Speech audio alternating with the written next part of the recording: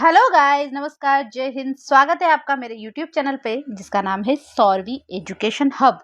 तो बच्चों, आज हम क्या पढ़ रहे हैं? क्लास 8 का साइंस का हमारा जो चैप्टर 6 है जंतुओं में जनन, उसके क्वेश्चन आंसर करने वाले हैं आज जो क्वेश्चन आंसर रहेंगे वो क्या रहेंगी, एक वन शॉट वीडियो रहेगी। तो आप लोगों को क्या करना है, चैनल को सब्सक्राइब करना है और चलिए मेरे साथ वीडियो की ओर।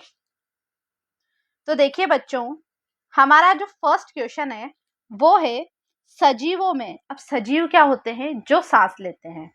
ठीक है, सजीवों के लिए जनन क्यों महत्वपूर्ण है वो हमें समझाए, ये लिखा है। तो देखो बच्चों, इसका आंसर है जंतुओं में जनन की जो प्रक्रिया है प्रजाति की निरंतरता बनाए रखने के लिए अत्यंत महत्वपूर्ण है। अब प्रजाति की निरंतरता क्या होती है? देखिए बच्चों, जैसे शेर है, मेंढक है, अगर ये जनन बंद कर देंगे तो क्या होगा? शेरों का तो अस्तित्व ही खत्म हो जाएगा। ठीक है, अभी हमने जो चैप्टर पढ़ा था इससे पहले, जो 8th क्लास में चैप्टर थे, उसमें हमने एक पढ़ा था चैप्टर में कि एक रेड डाटा पुस्तक होती है। उसमें क्या होता है, जो जीव मतलब संकट में आ गए हैं, जिनकी अब प्रजाति खत्म होने की कगार पर है, वो उसमें लिखते हैं। तो ये अगर ऐसा होगा, जनन बंद हो जाएगा तो सभी क्या हो जाएंगे? संकट में आ जाएंगे। तो देखो बच्चों, यदि जीव जनन नहीं करेंगे तो एक समय के बाद उस प्रजाति के सभी जीव मर जाएंगे और धरती से उनका अस्तित्व क्या हो जाएगा? हमेशा के लिए समाप्त हो जाएगा। जो जनन है पीढ़ी दर पीढ़ी जीवों की संख्या का संतुलन निश्चित करता है। ओके बच्चों, अब क्वेश्चन नंबर 2 है हमारा, मनुष्य में निषेचन प्रक्रम को समझाइए। अब निषेचन हमने बताया था कि जो नर के शुक्राणु और मादा के अंडाणु मिलते हैं तो निषेचन होता है, पढ़ाया था मैंने चैप्टर में। तो देखिए, मनुष्य में कौन सा निषेचन होता है बच्चों? आंतरिक। कौन सा निषेचन होता है? आंतरिक। देखिए, मैथुन के समय नर द्वारा लाखों शुक्राणु मादा के जनन मार्ग में छोड़े जाते हैं। ये शुक्राणु तैरते हुए अंडवाहिनी यानी फैलोपियन ट्यूब तक पहुंचते हैं, जहां पर क्या होता है? शुक्राणु और अंडाशय द्वारा उत्सर्जित अंडाणु का मिलन होता है, संलयन होता है, जिसे क्या कहते हैं? निषेचन। मैंने चैप्टर में बहुत डिटेल में पढ़ाया था आपको। निषेचन के बाद युग्मनज बनता है यानी जाइगोट बनता है, जिससे नए जीव की शुरुआत होती है, चैप्टर में पढ़ाया था। अब हम आते हैं हमारे इसके क्वेश्चन नंबर 3 पर, जो ऑब्जेक्टिव टाइप का क्वेश्चन है। मतलब आपको क्या है, सही गलत बताना है। पहला क्वेश्चन है, आंतरिक निषेचन होता है मादा के शरीर में या मादा के शरीर से बाहर, यानी फीमेल के शरीर में या फीमेल के शरीर के बाहर? अंदर ही होता है, फैलोपियन ट्यूब में। तो ये पहला वाला राइट है। ख है एक टेडपोल। मैंने वो मेंढक पढ़ाया था आपको, कायंत्रण, मेंढक, ये सब बताया था। तो क्या बताया था? एक टेडपोल जिस प्रक्रम द्वारा वयस्क में यानी यंग एज में विकसित होता है वह क्या है? कायांतरण, चैप्टर में पढ़ाया मैंने। अब थर्ड है, एक युग्मनज में पाए जाने वाले केंद्रकों की संख्या। तो बच्चों ये बहुत अच्छे से आप लोग याद कर लो। एक युग्मनज यानी एक जायगुट, वो नर और मादा के युग मिलन से बना ना, संलयन से क्या बना? एक युग्मनज। उसमें कितने केंद्रक होते हैं? एक। ठीक है, अब हमें क्या है? डिफरेंस बताना है। क्या करना है बच्चों? डिफरेंस बताना है। ये हमारा क्वेश्चन नंबर 5 रहने वाला है। युग्मनज और गर्भ में दो भिन्नताएं दीजिए। देखो बच्चों, चैप्टर के टाइम मैंने बताया था गर्भ क्या होता है, जब हमें जो फीटस होता है ना, जो मादा के अंदर जो बच्चा बनता है, जिसके हमें हाथ पैर और सब अंग अंदर दिखने लग जाते हैं, तब वो होता है गर्भ। और उससे पहले वो क्या रहता है? युग्मनज। तो देखिए, एक तरफ मैंने युग्मनज यानी जायगोट लिखा है, इधर गर्भ। गर्भ को इंग्लिश में फीटस बोलते हैं। युग्मनज जो है यह शुक्राणु और अंडाणु के संलयन से बनने वाली एकल कोशिका है, सिंगल कोशिका है। ठीक, इसमें शारीरिक अंगों की पहचान नहीं की जा सकती।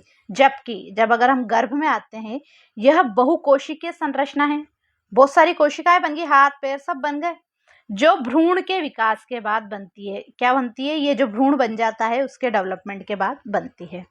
इसमें हम शारीरिक अंग जैसे हाथ पैर आंख आदि स्पष्ट पहचाने जा सकते हैं।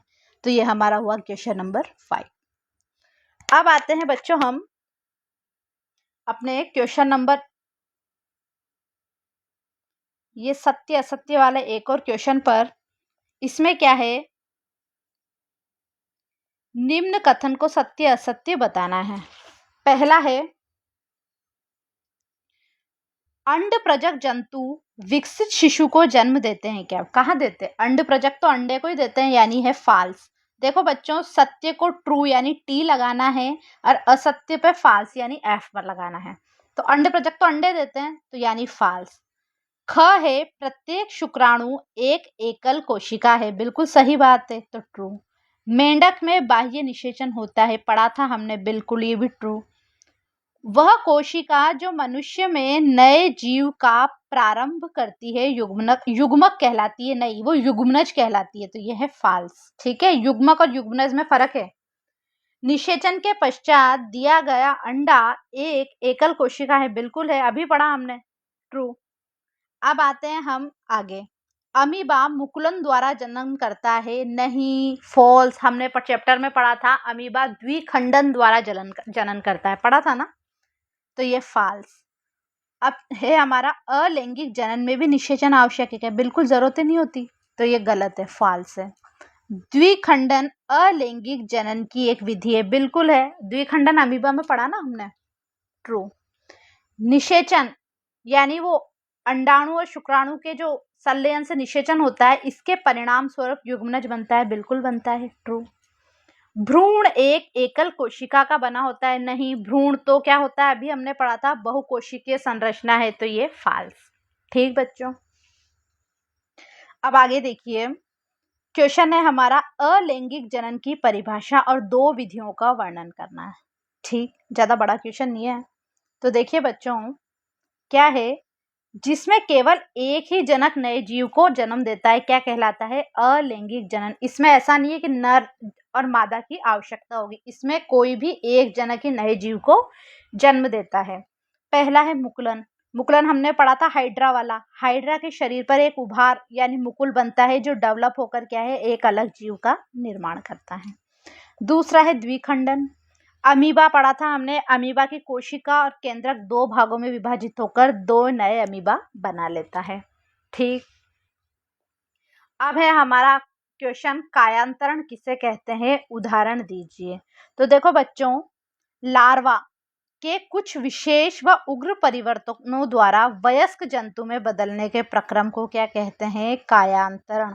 अब ये आपको बहुत डिटेल में याद रखना है क्योंकि इंपॉर्टेंट क्वेश्चन है। क्या है, लार्वा के कुछ विशेष व उग्र परिवर्तनों के द्वारा क्या होता है, वयस्क जंतु में बदलने के प्रक्रम को कायांतरण। जैसे हमने पढ़ा था टेडपोल को मेंढक में बदला, टेडपोल में तो क्या होता है, पूंछ वगैरह होती है, बट मेंढक में नहीं होती ना। जब वयस्क हो जाता है टेडपोल तो क्या बनता है, मेंढक। रेशम के कीट का तितली बनना, ये सब कायांतरण के उदाहरण है। अब देखिए क्वेश्चन नंबर 7 है हमारा, मादा के किस जनन अंग में भ्रूण का रोपण होता है, गर्भाशय, यूट्रस। किसमें बच्चों, गर्भाशय या यूट्रस की दीवार में भ्रूण का रोपण, यानी बच्चा कहाँ चिपकता है, यूट्रस में। इसके बाद का क्वेश्चन है हमारा, आंतरिक निषेचन व बाह्य निषेचन में भेद कीजिए, डिफरेंस बिटवीन इन आंतरिक निषेचन एंड बाह्य निषेचन। ठीक है, दोनों में अंतर बताना है। आंतरिक क्या होता है, मादा के शरीर के अंदर, जबकि बाह्य कहाँ होता है, मादा के शरीर के बाहर। वैसे अधिकतर बाह्य निषेचन जल में होता है, कहाँ होता है बच्चों, जल में। आंतरिक निषेचन के हमने उदाहरण देखेंगे तो मनुष्य के अंदर गाय, बिल्ली, मुर्गी, सब अंदर निषेचन होता है, बट बाह्य निषेचन होता है मेंढक में, मछली में और स्टारफिश में। ठीक, देखिए बच्चों, अब ये हमारा पजल वाला क्वेश्चन है, बाई से दाई देखना है, हमें पजल सॉल्व करनी है। ठीक है, बाई से दाई यानी इधर से उधर। पहला है, यहाँ अंडाणु उत्पादित होते हैं, तो इसका आंसर हमें याद है, अंडाशय। ठीक है, तो ये अंडाशय लिख दिया। तीसरा, वृषण में उत्पादित होते हैं, वृषण में क्या उत्पादित होते हैं, शुक्राणु, 3 संख्या का है तो हमने शुक्राणु लिख दिया। ठीक, ये तीसरा नंबर का है। हाइड्रा का अलैंगिक जनन अभी पढ़ा हमने, मुकुलन, यानी चौथे में आएगा मुकुलन। ठीक, अब ऊपर से नीचे पहला यानी ये वाला हिस्सा, यह मादा युग्मक है। मादा के पास अंडाणु होते हैं और नर के पास शुक्राणु होते हैं, तो मादा युग्मक में क्या है, अंडाशय का अ तो आ ही रहा है, अंडाणु